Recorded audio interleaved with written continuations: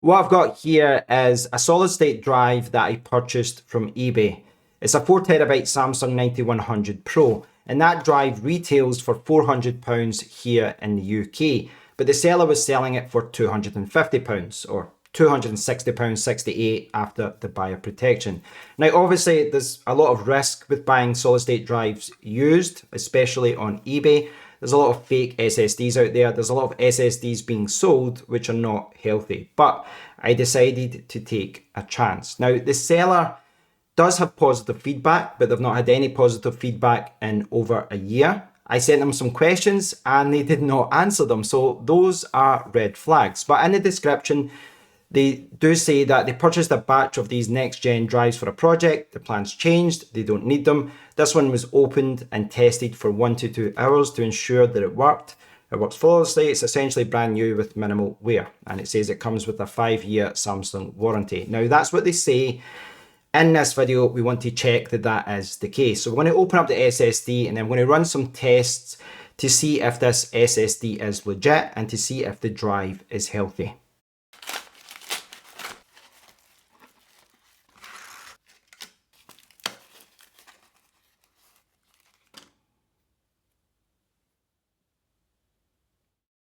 So I think the packaging was okay.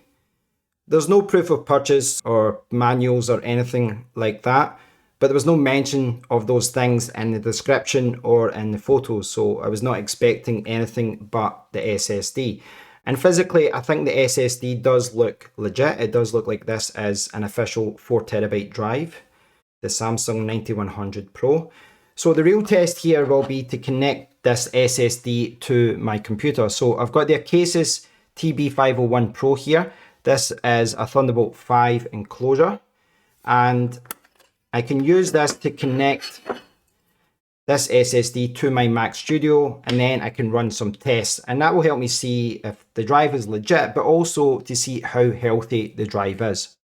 Once my new Samsung SSD was inside my Acasis enclosure and connected to the Thunderbolt 5 port of my Mac Studio, macOS recognised the connection right away, showing the message, "The disk you attached was not readable by this computer." This message is displayed if a drive is uninitialized or formatted using the wrong file system. So I used Disk Utility's erase functionality to format the drive using the Apple file system. A simple way to see basic information about an SSD on macOS is to run System Profiler in the terminal. This will show information about drives on your system, such as the reported capacity, model number, serial number, link speed, and more. As I'm sure you're aware, SSD manufacturers provide software to help you manage your SSD. So if you prefer, you can see this information using the software they provide. Unfortunately, a lot of features are missing from the macOS version of Samsung Magician, but I was able to use it to see basic information about the drive. I also used the app to run a performance benchmark, seeing read and write speeds above 6,000 megabytes per second, which is less than what this drive is capable of, but impressive for a drive that is connected via Thunderbolt. After that, I connected the SSD to my Windows laptop and loaded the Windows version of Samsung Magician, which is so much better. This confirmed the SSD was on the latest firmware and reported the serial number as genuine. Crystal Disk Info is one of the best window apps for reviewing basic information about drives, but I recommend checking out Drive DX if you're using macOS. It retails at $19.99, but a 15-day free trial allows you to use the full version to see how you like it. Drive DX showed me a lot of useful information about the Samsung 9100 Pro that I purchased from eBay. It reported the drive as healthy and showed that it had been powered on for 62 hours. It also noted that 3.8 terabytes of data had been written to the drive, which suggests that the seller had filled the drive to test performance. Everything so far suggests the SSD I bought from eBay is legitimate. It looks like an authentic Samsung 9100 Pro, and all apps are reporting that it is essentially a new drive, just as the seller had promised. Unfortunately, there are a lot of fake SSDs out there that not only look real, they can also manipulate firmware to report incorrect capacities and trick basic drive writing tests that only check the initial blocks of data. So it is possible that the drive that I purchased is reporting 4 terabytes of storage, but is actually only 128 gigabytes or 256 gigabytes of storage. The most effective way of testing the true capacity of a drive is to write data to the entire drive and then successfully read it back. On Windows, I normally use H2TestW to test drive capacity, but a good alternative is F3 Fight Flash Fraud, a tool which is free to use on Windows, Mac and Linux. Once you've installed F3 via the terminal, you can use the F3 write command to write to an SSD, with the software successfully filling my 4 terabyte drive with files which are 1.07 gigabytes in size. F3 reported the initial write speed as 3.72 gigabytes per second, but once the drive's 442 gigabytes of SLC cache was full, the write speed reduced to around 1.3 gigabytes per second. Looking at Tech Power Up's review of the Samsung 9100 Pro, this is expected behaviour. The test took 42.5 minutes to complete, leaving only 357.61 megabytes of free space, with an average writing speed of 1.48 gigabytes per second. Successfully writing to the whole drive is encouraging, but counterfeit drives can actually beat this extensive write test by writing data and then looping back to the start and overwriting data again and again and again, tricking the user and the operating system. The F3 read command tackles this problem by checking that the drive contains the exact files which were written. Unfortunately, when I performed the test, it stopped after reading only 2 gigabytes of data, and I repeated the test multiple times and got the same results. When I queried these results with ChatGPT, it advised that the results strongly indicate that the SSD is not actually 4 terabytes, and to document everything and open up an eBay dispute.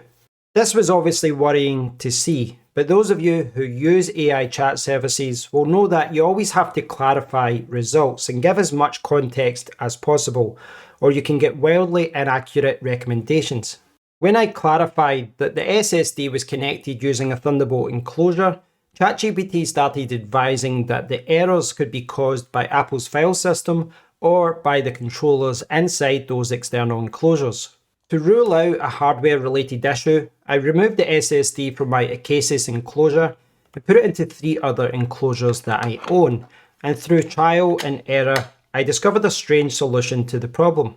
When any SSD enclosure was connected to a Thunderbolt 5 port, the F3 read command would only read 2 gigabytes of data. But if I connected the same enclosure to the 10 gigabits per second Type-C ports at the front of my Mac, the read test performed successfully. With the Samsung 9100 Pro back in the original Thunderbolt 5 Acasis enclosure, the F3 read test successfully read all 3,725 of those large 1.07 gigabyte test files. I'm unsure as to the exact reason why that F3 read command did not work successfully when the enclosure was connected to a Thunderbolt 5 port, but the most important thing here is that I was able to write files to the SSD and then I was able to successfully verify those files. So I started testing the Samsung 9100 Pro about 5 or 6 days ago. It doesn't take that long to test an SSD, but I've been busy with work and with family, etc. Now, the purpose of this video was to see if my drive, my new SSD, was legitimate, but it was also to show that there is a process that you can follow to test SSDs and to show that buying a used SSD is viable. Now, the one that I bought, I think is legitimate. I don't think there's any doubts of that. It showed that the serial number was genuine. It passed the writing test that I performed, and everything else looked good. You know, the health looked good, all the stats looked good. There was nothing there to suggest that that was counterfeit. So in that regard, I'm very happy. I think I bought a legitimate drive. It's not a fake drive. But obviously, if you're out there and you're looking to buy used, you're not just looking at whether something is real, whether it's counterfeit, etc. You also have to consider the health of a drive. Now, in my case, in the SSD that I purchased, it looks like the SSD was practically brand new. But for a lot of people, if you're buying from, eBay, any marketplace or an online store, one of the things you will be checking is the health of an SSD. You want to be seeing how much data has been written, how safe it is, if there's any warnings there in any of the tests that I showed. But I think I have demonstrated that buying used is viable. I think you just have to buy from a good marketplace like eBay, which has buyer protection, or you have to buy from a used store that accepts returns. And you just have to make sure that you test everything before the return period expires. You have to basically follow good practice and test everything that I was showing you there. Make sure the serial numbers are okay, make sure all those factors are correct, like, health and temperatures, everything looks good. And ultimately, one of the best tests is to write to the drive and then make sure that those files are okay. You have to make sure that all of those files that you transferred are legitimate and you can actually read them. Now, one thing I've not really discussed too much is warranty. And, when you're buying used against new, that's one of the things that you have to consider. And it's one of those things. I think I've only used a warranty once in like 20 years. But if you look online and you look at people's experiences with using a warranty from an SSD company, they're not always that good. Now, I'm not saying a warranty is worthless. What I'm saying is, for the most part, you won't need it for an SSD until it gets old. But also, those people who have used their warranty to get a return, the experience isn't always positive. I've seen a lot of people on Reddit talking about that. Like, it's taken months, there's lots of emails, lots of phone calls, and then sometimes they're being charged as well. And what they don't always tell you in the small print as well is that warranties are not always transferable. So if you are buying used, they might not honor that warranty. They might just say, well, you're not the original buyer. This warranty is not for you. It does depend. It depends, on the company that you buy it from, and even warranties within companies, depending on the range, the product range, the warranty can change as well. Personally, I think that the warranty is something that I don't care about if I'm saving enough money and if I've tested the drive and if it looks legit. But it is something to take into consideration. I'm not saying that warranties are worthless. Obviously, there is value in having a warranty, having that safety net. But I would look into it, because sometimes warranties from computing companies aren't as good as they make out. Now, there is a twist to my own tale here. There is a twist to the product that I bought. And unfortunately, it's not a good twist. Now, as I said, I started the testing 5 or 6 days ago. And what I found was that after a few days of doing a successful write to the drive, I was just doing a very simple ATO performance benchmark, and it wouldn't complete. And this was only writing 1 gigabyte of data, and it would just fail and it would disconnect. And I was really surprised to see that. Now, I was monitoring temperatures. That was all okay, at least for the SSD. And I couldn't work out what was going on, but I put it to the side. I thought, okay, maybe something was wrong there. Something was up with the computer or something. And then I started to transfer files. And the first time I started transferring files, essentially transferring video files that I've got for YouTube. And I think I got to like 400 gigabyte of the 1.3 terabyte that I was transferring. So I got to about 400 gigabytes and then it just shut off. Next time, a few days later, the enclosure was completely cool. I got to like 700 and then it shut off. I let it cool down a bit. I got to like 2 gigabyte, it shut off. And then the next time, 0 bytes and it shut off. Now, part of this is because the Samsung 9100 Pro overheats. That is a factor. And there's only so much overheating you can do in Thunderbolt enclosures. And it's something these Thunderbolt enclosures are struggling with, because obviously in a desktop PC, you can have huge heat sinks that, do super cooling. But with an enclosure, you're kind of limited to the cooling, or the way that they dissipate heat with the enclosure. Now, I queried a lot of this with ChatGPT, and I kind of told it my findings as far as, this is happening, the files are not transferring. And it keeps saying that the drive looks real, but it looks like the controller or something is failing. And it gave a lot of reasons as to why it could be failing. But it does look like for the drive that I purchased, it's real, it's a legitimate drive, but it doesn't seem to be working that well for me. And it doesn't seem to be usable for me. Ultimately, I'm going to be using this drive for storing video files, for video editing, for recording and different things. I can't have any disconnections at all. It needs to be reliable. And, you know, the question mark that I can't answer at this stage is that, you know, whether some of these enclosures that I'm using, I've used 3 or 4, but there might be that some of these enclosures are just not, you know, they just can't cool it that well. Now, that being said, you know, a buddy of mine, David Harry, who's a YouTuber, he's did extensive testing with the Samsung 9100 Pro with the exact same enclosures that I've got. He has not run into those problems, which makes me think, you know, it is the SSD.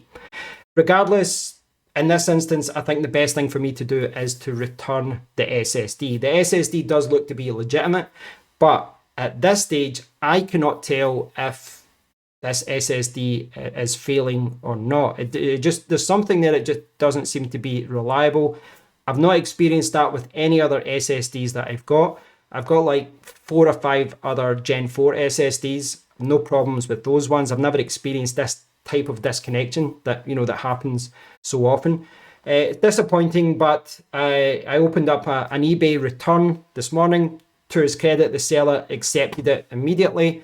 And right now, I've got the SSD in here. The Samsung 9100 Pro is in here, this enclosure. And you can see that I'm using my Windows laptop to do a secure erase, where you just put lots of zeros and that in it.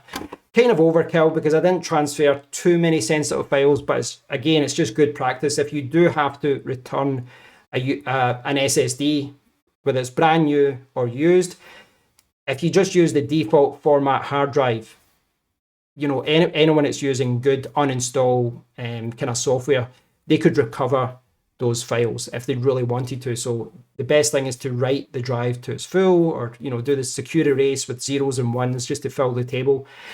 It's good practice. Sometimes overkill depending on what you've got in the drive, but I think it's always good to be conscious of those things when you're talking about your personal information, personal files, etc. You don't want other people to be able to view that. And if you're returning it to a seller who could then sell it on to someone else, it's just good practice to do what I'm doing just now and, yeah, get rid of all the data. Anyway, guys, that is my summary of what has happened. I hope you found this video useful. Not only my experience and my results of buying it, but, you know, just the kind of tests that I was performing and the process that I was doing. And you know, this had a disappointing twist at the end of the video where I have to return SSD. I'm 95% sure there's something wrong with the drive, but I'm not 100% sure. But again, this comes down to, you know, what you have to do when you buy used. You have to test things, test the health, test whether it's legitimate or not. But you do want that safety net of being able to return it if something is wrong. But I don't want to put anyone off from buying used, because I think SSDs are so expensive. And if you can save money, then, you know, it's something that you should explore. So I'd love to hear your thoughts on all of this. I'd love to hear your experience with buying used SSDs from eBay, from other marketplaces, you know, from random shops online. I'd love to hear your opinion on all of this. So please do leave a comment below. If you've enjoyed the video, give it a thumbs up, subscribe to the channel, and as always, take care, and I'll see you in the next one.